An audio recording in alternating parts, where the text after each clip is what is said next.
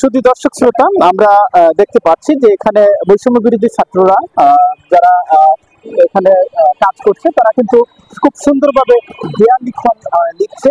আমরা দেখতে পাচ্ছি যে এই যে ত্রিশাল থানার যে দেয়ালটি আছে, এই দেয়ালটি কিন্তু খুব সুন্দরভাবে তারা লিখছে। তো আমরা এই এর এর মাধ্যমে তারা কি জাতিকে কি মেসেজ দিচ্ছে বা মানুষকে কি মেসেজ দিচ্ছে, আমরা একজন স্টুডেন্টের সঙ্গে আমরা কথা বলছি। এগুলা দিয়ে আমরা স্বাধীনতা পরবর্তী চেতনাকে তুলে ধরছি।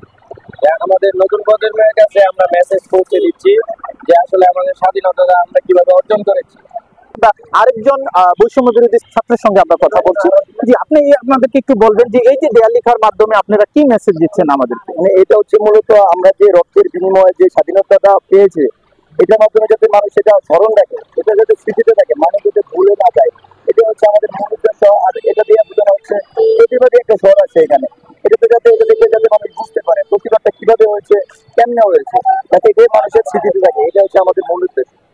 আমাদের সমাজে কোনো সময় বৈষম্য বা দুর্নীতি না ঘটে, দুর্নীতিকে ভয় নয় জয় করো, কোনো সময় যাতে কোনো সেক্টরে বাংলাদেশ দুর্নীতি না করতে পারে, এই মেসেজ করে আমরা আমাদের পরবর্তী প্রজন্মকে দিয়ে যাচ্ছি।